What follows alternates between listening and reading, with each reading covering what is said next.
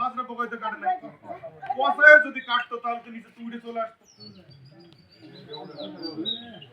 দুইটা কারণে আপনার সাদা শীষ আসে, দুইটা কারণে। একটা হচ্ছে মাজরা পোকায় যদি কাটে তাহলে টান দিবেন উড়ে চলে আসবে, আরেকটা যদি পচা যদি লাগে ওটা যদি টান দিলে উড়ে চলে আসবে। কিন্তু কিছু কিছু দেখা যাচ্ছে টান দিবেন উঠবে না, এইটার কারণ ওটা হিজা কিন্তু সাদা, কিন্তু নিচে মাঞ্জুরা কাটায় পচাও লাগে না, কোনো না কোনো কারণ তো অবশ্যই আছে না? ওটা এমনি এমনি সাদা হয়ে যায় না, ঠিক আছে না? এমনি এমনি সাদা হয়ে যায় না, একটা বিষয় গেল। ফুল পচা রোগ, ফুল পচা রোগটা কখন আসে?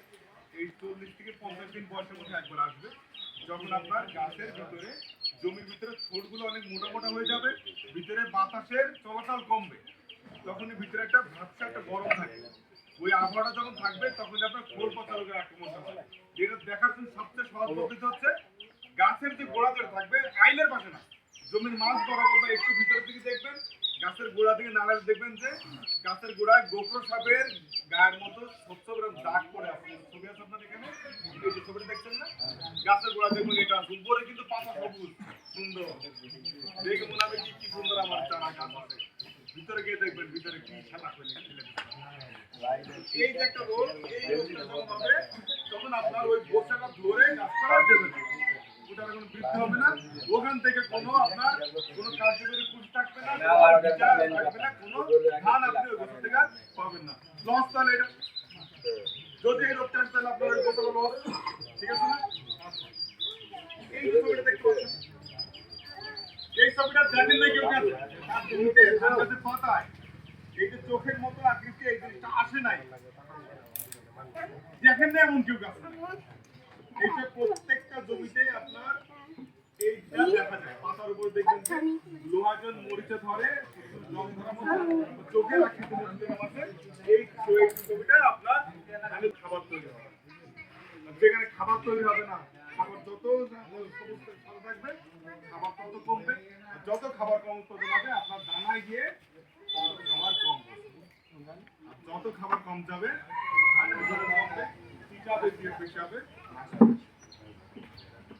ঠিক আছে, এখন একটা কথা বলছিলাম শুরুতে যে ভিজা টান দিতে উঠে নাই, ওইটার কারণ নাই। এখানে একটা ছবি আছে, এই যে গিটে যেটা এই যে সাদা শীষ বেড়ে গেছে, এখানে গিটে হালকা একটা কালো দাগ দেখছেন না?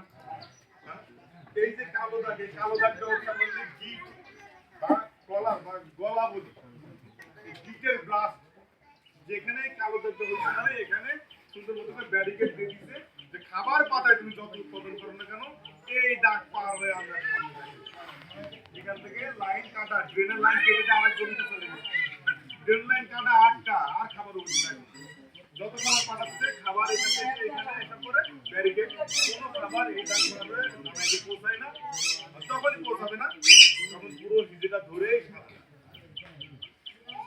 এখন আসেন এই যে গিটের যেটা আসছে, এই যে রোগটার কথা বললাম গিটের ব্লাস্ট, এই রোগটা কি হঠাৎ করে চলে আসে? হঠাৎ করে দেখবেন না চলে আসে। এখন আমনে আমরা বলছি উল্টা কথা, এই উপরাল্লাহ দুনিয়া কোনো কিছু এমনি এমনি ঘটে, এমনি এমনি হয়, আপনি কি এমনি এমনি আসছেন এখানে, বাসা থেকে বের হয়েছেন, রেডি হয়েছেন, হাঁটছেন, তারপর আসছেন, স্বাভাবিক না? প্রত্যেকটা কাজ করতে গেলে একটা নির্দিষ্ট ধাপ পার হওয়ার পরে সেই ঘটনাটা ঘটে। একটা ধরুন ভূমিকম্প হয় না, ভূমিকম্প হইতে গেলে মনে হয় কিন্তু হঠাৎ হঠাৎ করে ভূমিকম্প হয়, কিন্তু এই দুনিয়ার মাটির নিচে যখন এটা কাঁপন ধরে নির্দিষ্ট কয়েকটা ধাপ পার হওয়ার পরে একটা ভূমিকম্প। প্রত্যেকটা বৃষ্টি হতে গেলে আগে পানি বাষ্প হওয়া লাগে, উপরে আকাশে যাওয়া লাগে, তারপর মেঘ হয়, মেঘ কালো হয়, তারপরে বৃষ্টি হয়, সাদা মেঘের মধ্যে বৃষ্টি হয়, দেখছেন?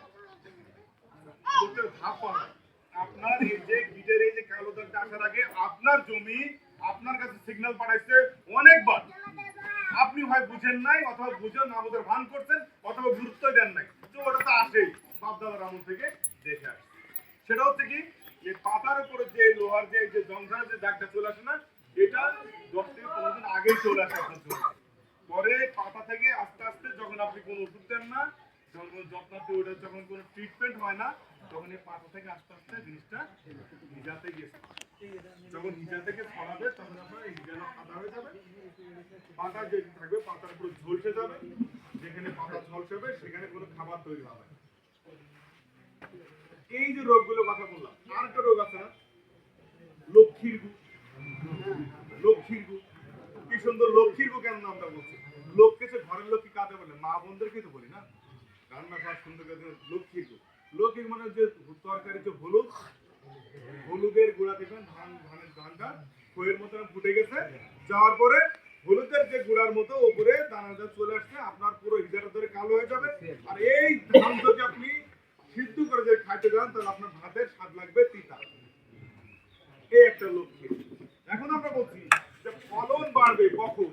যখন আপনার এই খোল পচা রোগ, পাতার ব্লাস্ট, এই গিটের ব্লাস্ট, এই লক্ষ্মীর গু, এই 4-5টা রোগ একসাথে যখন দমন করবেন, একসাথে যখন সবকিছু কন্ট্রোল থাকবে, তখন আপনার গাছ সুস্থ থাকবে।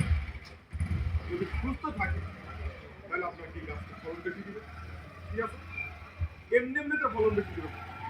এখন আছে আমরা বলছি আমাদের এই 4-5টা রোগ কারোর জমিতে না। তিনি গুণ দিবেন না, একদম বলে যে আমার জমিতে তো পচা নাই, আমার জমিতে তো ওই পাতার উপরে বাদল নাই, তারপরেও কেন ওষুধ দিবেন কেন দিবেন না সেটা একটু বলে। আমাদের বাইরে মাটি